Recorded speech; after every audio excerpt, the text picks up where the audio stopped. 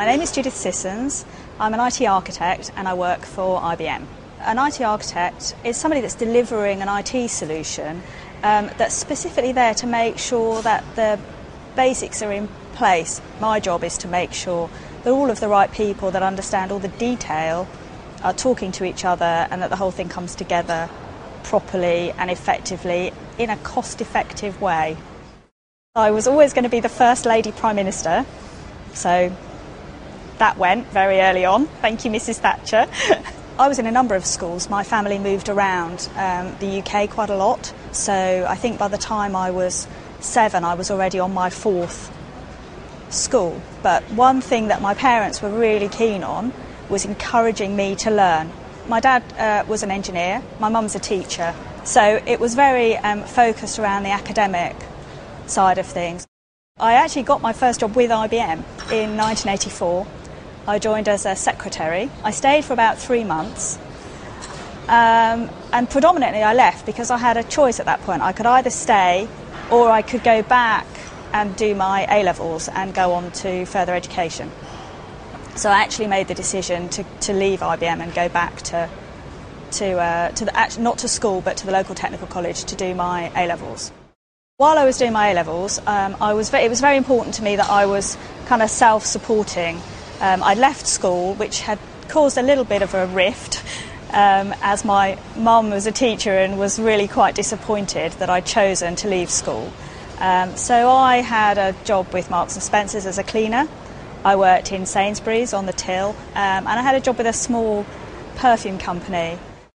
I was always interested in things that weren't necessarily seen as very feminine. My actual degree is in exploration geophysics. I was the only girl on the course. That was probably harder than I'd anticipated or expected. I actually got rejected from one of the colleges I applied to because I was a girl and they had no changing facilities for me. My parents were very instrumental, just in giving me a work ethic. I'm definitely going to put a lot of this down to just my family background and the opportunities that were available, just based on how we were brought up. I'm doing an Open University French degree, which I'll probably finish in about 10 years' time. It's taken me so long to do it.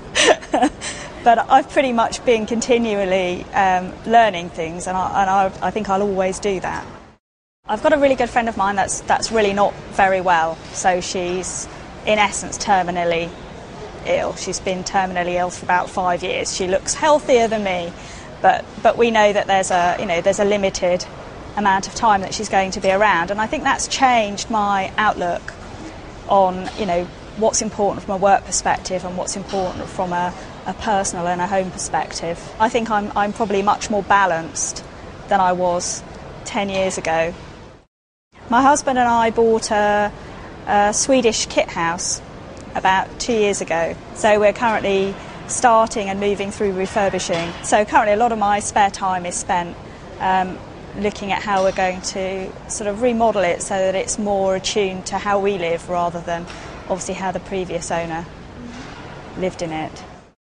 I actually met my husband at work, and if I'd made some different decisions I wouldn't have met him. So I think overall, no, I probably wouldn't change anything. There are some things I could have changed, but I wouldn't be where I am now, and I very much enjoy what I'm doing today.